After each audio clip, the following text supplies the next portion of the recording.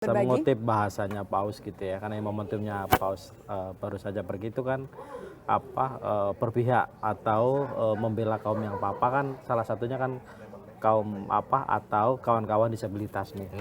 Nah, termasuk dalam bidang olahraga. Pak Rida juga salah satu yang mendukung atlet-atlet Paralimpiade ya, Ya, di Paralimpik Paris. ya. Chief Paralimpik the Commission ya Pak ya waktu itu di ya Pak ya. 2024 kemarin. Nah, itu Chief gimana Commission. prosesnya? Jadi prosesnya memang saya di tahun 2000 waktu saya menjabat sebagai Kepala Kejaksaan Negeri Jakarta Barat Kejati. itu Negeri. jadi itu saya sering berkunjung namanya Panti Grahita di daerah Jakarta Barat itu.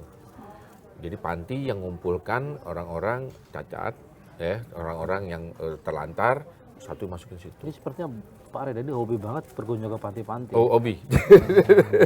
Saya lebih penasaran waktunya kapan Waktunya. ya Pak ya? Memang saya itu biasanya weekend. Oke, Weekend. Di oke. saat libur Weekend. justru malah. Dan itu saya ajak keluarga soalnya. Oh, Saya ajak istri, itu anak-anak. Makanya mereka terbiasa. gitu kan, saya ajak. Nah, liburan bukannya ke mall ke situ. Ya. Walaupun habis dari situ ke mall juga gitu kan. Tetap lah Yang, harus yang lain quality golf time. padahal. Iya, Pejabat bener yang lain loh, main Pak. golf. Jarang loh. Ini mainnya ke panti asuhan.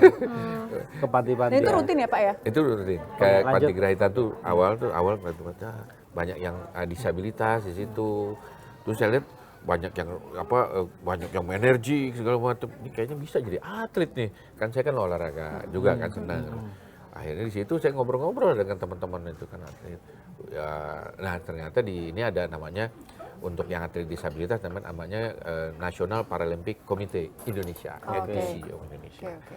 Nah, karena mereka juga butuh ternyata sosok untuk bisa membimbing para atlet ya kan dalam mengikuti pertandingan-pertandingan internasional. Akhirnya saya diminta, Pak Rida udah sekalian lah jadi ini bimbing untuk apa tuh, Pak? pelatnas, jadi chef de mission. Chef Chef de mission, jadi ketua delegasi Oke. Paralimpiade di Paris kemarin. Oke. Kebetulan bagi Pak Rida kan alumni Prancis. Saya kebetulan alumni S2-nya saya di Prancis. Oh, di mana? Jadi, di Marseille. Oh, oke. Nah, jadi untuk memimpin kami kan di sana bahasanya nggak terlalu susah. Oh iya, jadi tour guide gitu. Nah, ternyata di situ jadi kemudahan-kemudahan. Nah, tetapi sebelum ke Paris kan kita ada 8 bulan sebelumnya tuh di Solo, Platnas. Nah, itulah saya sering berkunjung ke Solo itu untuk mengunjungin para atlet dan komunikasi, berinteraksi. Apa yang biasanya dibahas Pak paling sering? Dibahas mengenai pertama yang jelas tentang ini mereka tidurnya, makannya apa aja, kita ajak ngobrol gitu. Terus kalau habis latihan ini ngapain aja, terus pacarnya ada nggak gitu. Atau sudah menikah, ngobrol nikah anaknya gitu, kan ngobrol gitu pribadi gitu. Jadi benar-benar kayak Bapak ya? Kayak Sebagai bapak mereka ya? atau teman ya kan itu. Jadi ya serunya di situ. Terus terkadang pada hari kan sebulan bisa dua kali atau 2-3 kali. Di situ ada kita bikin kayak nyanyi bersama. Kita panggil artis yang suka bikin dangdut lah ya, di joget. Wah seru dengan teman-teman disabilitas joget itu hancur dah kalau joget.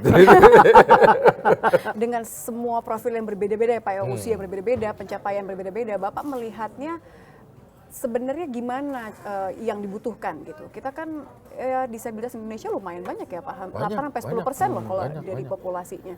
Apa yang Bapak lihat sebenarnya bisa kita support lebih jauh gitu? Nah, karena saya concernnya di olahraga, jadi saya membantu NPC tadi untuk cari bibit atlet ke seluruh Indonesia. Nah, ada di Jakarta. Jadi muter tuh Pak? Muter. Tapi yang saya datangi cuma beberapa provinsi yang gede-gede aja seperti di Jakarta, Sumatera Utara, Medan. Gitu. Itu kita cari bibit. Bahkan saya ngeliat di Sumatera Utara itu kita bikin lari bersama. Teman-teman disabilitas 2 kilo. Kalau saya 5, mereka 2. Gitu. Ya, tapi kan kelihatan itu kemampuan ininya, fisiknya. Di situ kita bisa lihat yang bisa langsung jadi atlet mana, yang memang perlu dipupuk lagi gitu. Atau yang memang cocoknya bukan di atlet, di seni gitu misalnya. Ada di situ tempatnya posisinya. Itu kami saya dengan teman-teman itu NPC ya cari bibit lah. Bibit untuk itu. Karena saya ngelihat kalau mereka sudah fokus di satu bidang dan moodnya dapat, itu luar Maksimal. biasa. Yang orang kayak kita aja nih, maksudnya yang lengkap begini kalah, Belum tentu bisa capai ya belum Pak. tentu Dan bisa. ternyata banyak, maksudnya Bapak menemukan bahwa banyak mereka-mereka yang potensinya luar biasa untuk didorong banyak. terus ya. Betul, banyak. Pak Reda, itu kan mohon maaf, Pak Reda kan memang intens berkomunikasi dengan kawan-kawan disabilitas, khususnya terkait dengan atlet-atlet paralimpik ini ya gitu loh. Nah, sebelum jadi atlet misalnya, sebelum jadi misalnya ya, itu ketika mulai proses pembibitan, apakah ada problem psikis misalnya kan mungkin misalnya minder misalnya nggak yakin nggak optimis. Itu yang paling banyak itu minder. Contohnya nih, waktu bulan sebelum puasa kami kunjung ke Sumatera Utara, Medan tadi, kita lari di sana. Ada beberapa saya ngeliat potensi jadi atlet. Mohon maaf, ada seorang anak perempuan masih muda, tanpa kaki gitu kan, di kursi roda. Saya lihat ininya bidangnya bagus. Wah, ini kamu apa nih ininya nih? Apa namanya, olahraganya? Enggak, saya nggak olahraga. Tapi nggak mungkin nggak olahraga, nih badan di sini bagus begini kan? Enggak, saya nggak olahraga. Terus apa kegiatannya? Oh, saya sering manjat pohon kelapa. Wah. Oh, jadi ototnya terbentuk ya. Bentuk. Cuman kalau gitu kita ikut. Perempuan itu? Perempuan. Manjat pohon kelapa? Manjat pohon kelapa. Sama kayak ini ya. Nggak, kan kakinya nggak ada. Udah juga kan main berarti tangan artinya aja. kan fokusnya kan Nggak pakai kaki, main tangan. Jadi akhirnya fokusnya sini, badan tegap gitu. jadi Nah, pas ditanya, Ini panjat kelapa. Kalau kita pansos. sosial. nah, nah, pas kita tanya, dia tetap nggak pede. Janganlah, itu kan beda namanya. Dibujuk-bujuk terus ya kan. Ya mudah-mudahan sih dia sekarang udah mau latihan, karena walaupun kan Pak tuh berbeda pohon kelapa dengan panjat tebing gitu kan. Oh iya. Iya. Tapi Dulu kita punya atlet Atlet panjat Paralimpik. tebing yang disabilitas juga. Saya lupa namanya sampai dulu. Sempat go internasional juga kok, tapi kakinya ada satu.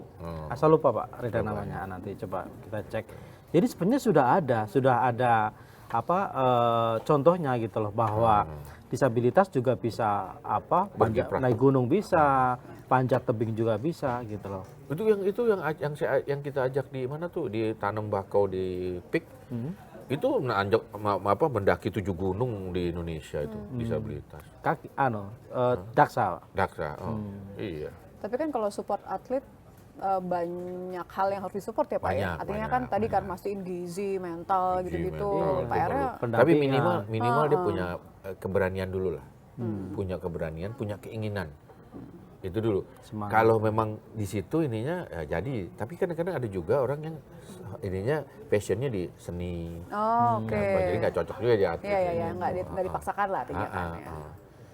Tapi selain Pak Rida, ini kan problem disabilitas ini kan, selain memang mereka dalam tanda kutip gitu ya, mungkin merasa terkendala di bidang olahraga misalnya karena keterbatasan fisik, kan mereka juga punya bukan keterbatasan sebenarnya ya, tapi seringkali susah untuk mengakses entah itu pendidikan. Dulu kan sempat tuh rame tuh kan, salah satu kampus di Jakarta yang menolak salah satu calon mahasiswa yang disabilitas.